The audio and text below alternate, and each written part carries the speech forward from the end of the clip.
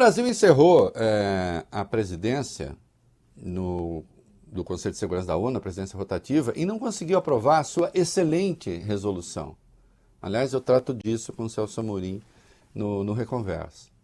A sua resolução é impecável, que contou apenas com o veto dos Estados Unidos. 2 abstenções, que não impedem o documento ser aprovado, e o veto dos Estados Unidos.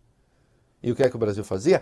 Pedia cessar-fogo, Israel considera que cessar-fogo é deixar o Hamas inteiro. Não, o Brasil pedia apenas uma pausa humanitária para fazer corredores humanitários, inclusive para permitir a retirada de brasileiros de lá. Que estão ali perto para sair, não conseguem. O que é inacreditável. Não é?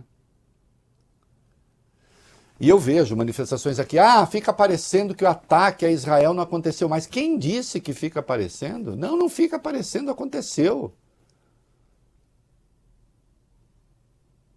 Agora, até onde pode ir uma resposta que é uma questão. E as consequências dela. Por favor, leiam o artigo de hoje, eu vivo recomendando ele aqui, do Thomas Friedman, talvez o maior conhecedor do jornalismo internacional sobre a questão do Oriente Médio, judeu, que escreve no New York Times todo dia. Leiam lá. Ele se escandaliza, e eu também, que estudantes de universidades importantes quase deem de ombros para o ataque terrorista e atribuam o ataque terrorista à resistência palestina e acabou Israel culpado. Eu também me escandalizo com isso, porque, obviamente, não pode ser tratado assim. Não é? Agora, ele pergunta, qual é a ideia, mais uma vez, do Netanyahu e seu bando, ele usa isso, bando, para o depois? Quem vai governar Gaza? Eles não têm resposta.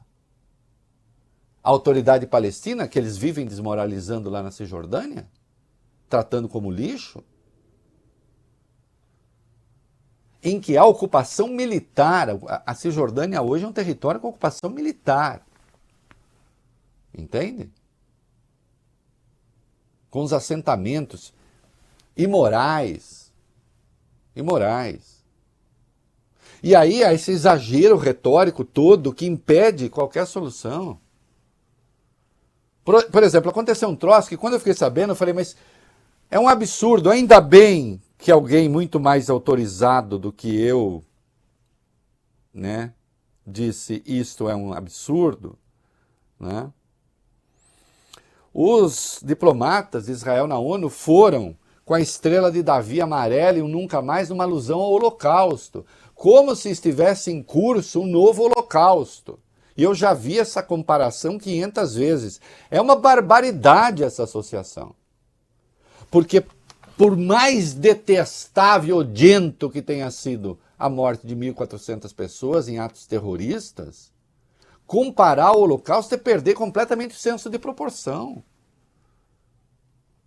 Aliás, o Thomas Friedman lembra também, escuta, sim, 1.400 mortos, mas quantos já morreram na Palestina, em faixa de Gaza? É essa a resposta mais adequada? E aí, né? Assim, em cima da estrela escrito nunca mais, fazendo associação. Dani Dayan, presidente do Centro para a Memória do Holocausto de Israel, criticou o uso da estrela amarela nessas circunstâncias. Nem todo mundo perdeu o juízo.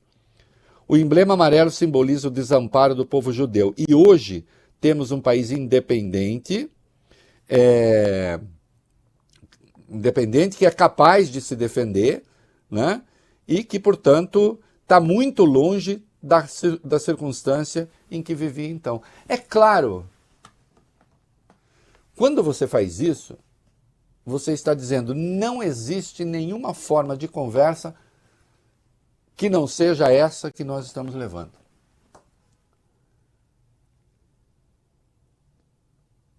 E você não fala nada do atentado terrorista, mas a cada vez que eu falar alguma coisa, eu vou ter que falar do atentado terrorista? É detestável, claro que é.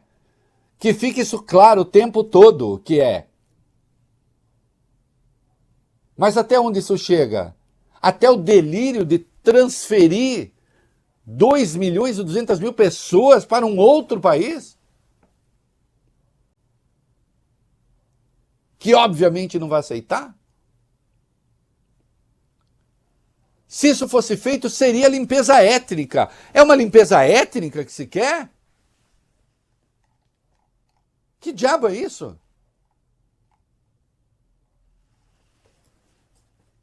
Está faltando juízo.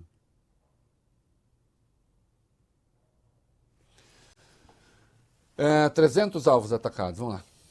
As forças de defesa de Israel anunciaram ter atacado 300 alvos ligados ao Hamas e divulgaram um novo vídeo que mostra a atuação das tropas por terra dentro da faixa de Gaza. As imagens foram publicadas nesta terça. Os militares israelenses estão expandindo a operação terrestre dentro da faixa de Gaza nos últimos dias. O vídeo divulgado pela defesa do país mostra tiros, explosões e edificações destruídas. As forças informaram ainda que durante as operações terrestres, os soldados tiveram vários confrontos com células terroristas que dispararam mísseis e tiros de metralhadoras contra os israelenses. Israel anunciou ainda ter executado Nazim Abu Ajina, que era um comandante da Brigada do Norte do Hamas. Ele teria sido responsável por coordenar ataques no sul de Israel no dia 7 de outubro.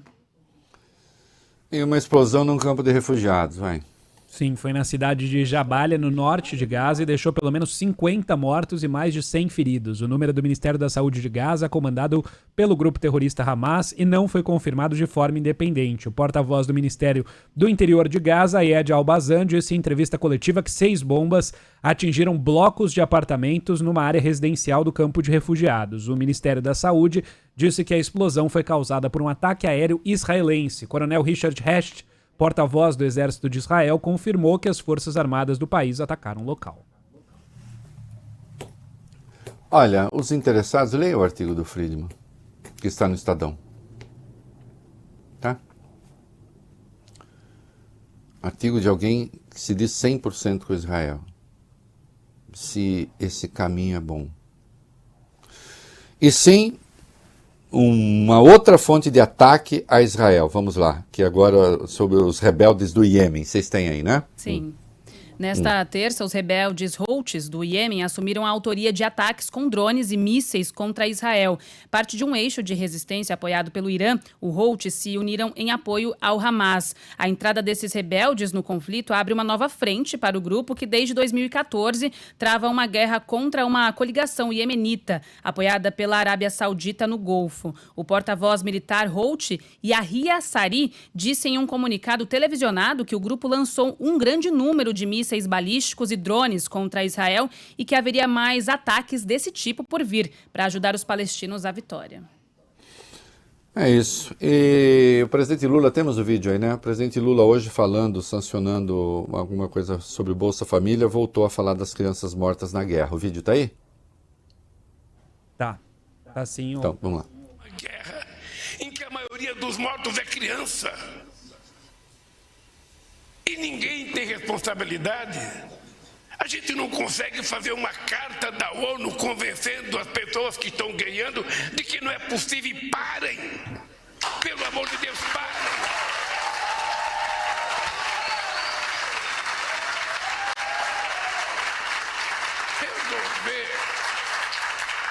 Resolver o problema em torno de uma mesa de negociação, em torno de uma conversa, é muito mais barato, é muito mais fácil, é muito mais econômico.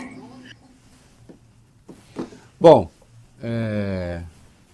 eu digo, é preciso. A paz não é só uma coisa boboca, não. A paz é uma oportunidade, quando se fala em paz, de sentar para tentar resolver, né? E insista-se, o que vem depois? Alguém já pensou?